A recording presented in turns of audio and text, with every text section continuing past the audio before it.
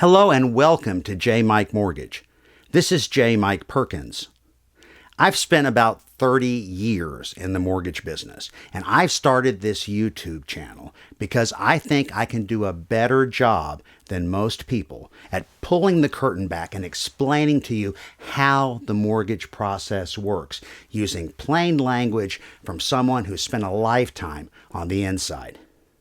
If you're looking to buy a home and get your first mortgage, or if you just need a refresher course on what to expect when you go to apply for a mortgage, then you want to watch this video, the 12 steps of getting a mortgage.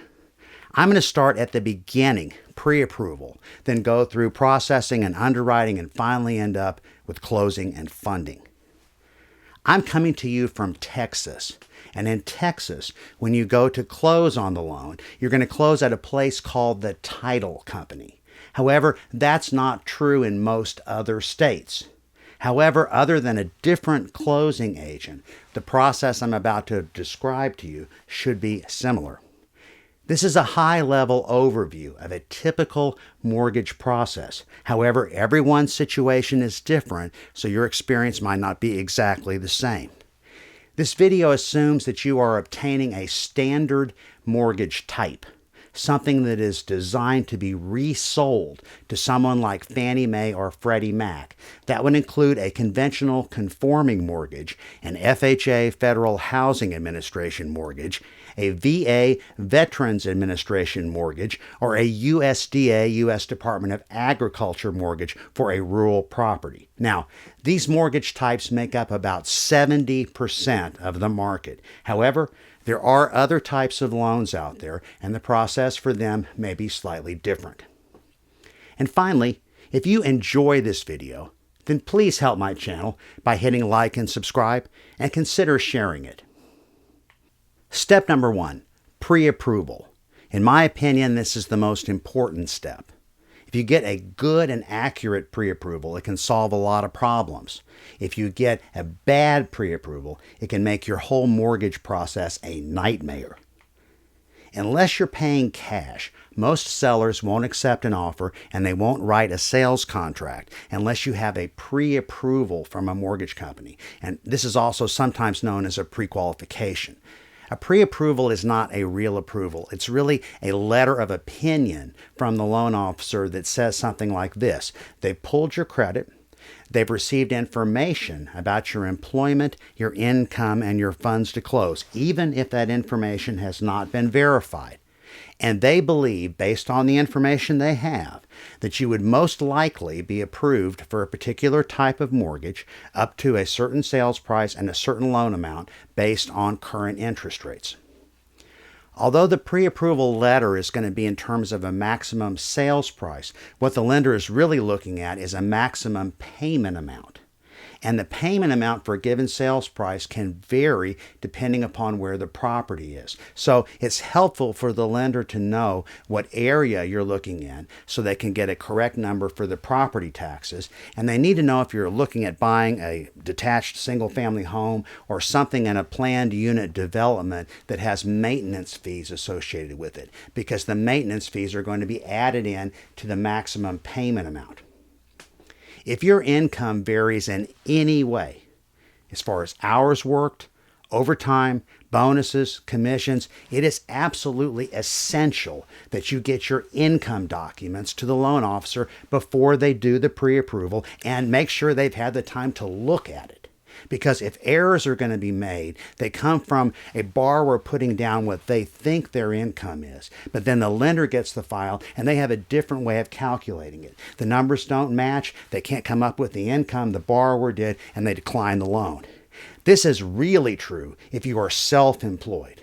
Don't assume that you can calculate your income correctly, because it's complicated. What the lender is looking for is 2 years of tax returns. If your business files a separate tax return, they're going to want 2 years of that as well. And then they need to look at it and review it. Good news. The sellers accepted your offer and you wrote a purchase contract. Getting the purchase contract to the lender is step number 2 in this process. It's important because before you had a sales contract, you had an application for pre-approval. Now, technically, that's not a real loan application. But as soon as there's a property address to put into the system, it becomes an actual application for approval.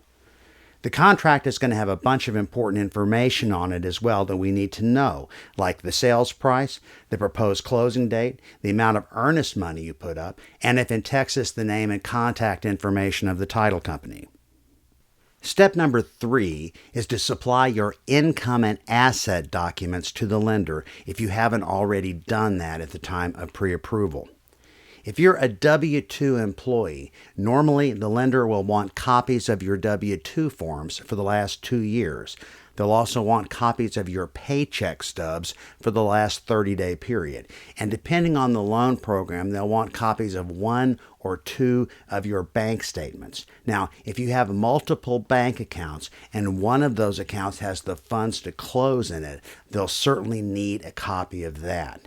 One quirk about supplying bank statements to the lender, they're always going to want copies of every single page of the bank statement, even if there's some ad or one of the pages is blank.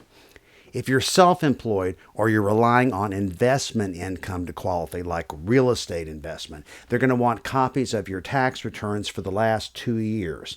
If your business files a separate tax return, they'll also want a copy of that for the last 2 years.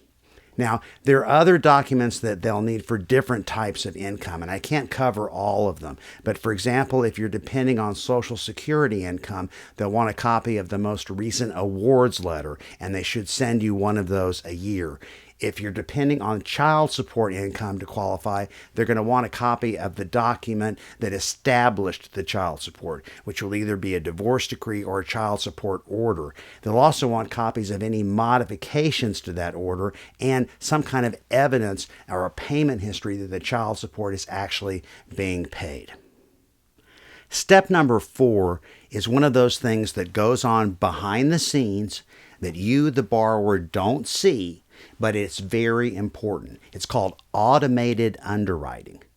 The lender is going to take your information and put it into a computer program to try to get a preliminary loan decision. And of course, you want the computer to approve your loan. If the computer comes back with a decline, that's a big red flag that you may have a problem. Conventional loans, FHA, and VA loans can use one of 2 systems normally. One is called Desktop Underwriter, which comes from Fannie Mae. The other one is called Loan Prospector, which comes from Freddie Mac. And if you can get an approval from either one of these systems, you should be okay. USDA loans have their own system called the Government Underwriting System, or GUS, but it works in a similar manner. With the conventional conforming loan, you have just got to get an automated approval from the computer, or there's just really no way to do the loan. With FHA, VA, and USDA, there is at least the possibility of overruling the computer's decision. It's called manual underwriting, and the lender can try that, but it doesn't always work. Step number 5 is signing the loan disclosure forms, and there'll be a lot of them. Typically, the lender will email you a link and you can do it online electronically, although it is possible to be sent a copy of them, a paper copy, and sign them that way. If the lender has an office in your city, you can probably go into the lender's office and do it there as well. The loan disclosures have got to be signed before the loan can be further processed. It's important to understand that signing loan disclosures doesn't bind you to anything. All you're doing is acknowledging the fact that the lender disclosed this information to you. After the loan disclosures are signed, the lender will assign a loan processor to the file. The processor is someone that you will speak with, and they have several responsibilities. They're going to try to gather up any missing documents and organize everything so they can submit it to another person called the Underwriter, who is the one that will sign off on the loan approval. The processor is also going to order the appraisal, and they'll work with the title company or the closing agent to make sure that they have whatever information they need from the lender. Step number 7 is getting the property appraisal report done. An appraisal is something that's ordered from an independent third-party company that estimates the current market value of the home that you're buying using recent sales of comparable homes as close to yours as possible. You have a right to a copy of the appraisal report, and since you pay for it, you should get it. Please note that an appraisal is different than some sort of property inspection that you might order yourself that's done outside of the mortgage process. Some VA mortgages may require a termite inspection. If that applies to you, that's normally ordered about this time. Step number 8 goes on behind the scenes. It's something that you don't see, but it's very important. And that is your file is reviewed by a person called the underwriter. Now, the underwriter is someone that you will have no contact with, but it is their responsibility to sign off on the final loan approval. The underwriter is going to review the appraisal report. They want to make sure that the estimated market value is at least equal to what you're paying for the house. And they want to make sure that the appraisal report did not call for any repairs to the property. The underwriter is going to review the income and asset documents to make sure that the information that's in the loan processing system is correct, and they may make some changes. The underwriter then will look over the credit report. They're going to make sure that the loan meets the program guidelines, and then they're going to rerun the automated underwriting system. And of course, that needs to continue to come back showing the loan has been approved. If everything has been done on this loan, it's possible that the underwriter could sign off as clear to close at this stage. But typically, the underwriter is going to want something else, and those are called loan conditions. After the underwriter has reviewed the file and hopefully approved it, they'll send it back to the loan processor to gather the conditions. And the conditions are anything that's needed for the underwriter to sign off on the file as clear to close. If something is needed from you, the processor will reach out to you and get it. They'll get all this information together, if needed, and then resubmit it to the underwriter for clear to close.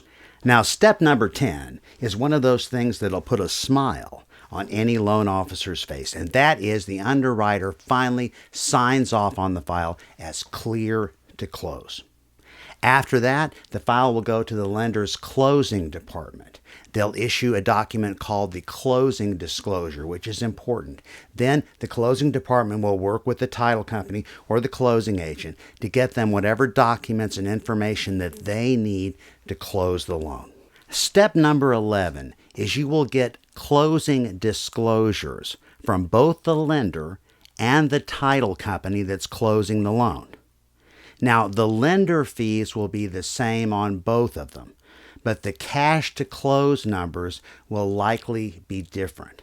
And the reason is the title company has the actual charges for the third-party expenses, and they're going to also do what's called a tax proration. These are things that only they can do that the lender can't. So the final number that they come up with is the one that's important. That's the actual cash to close that you need to bring to closing. Step 12 is you actually close at the title company or wherever you close in your state.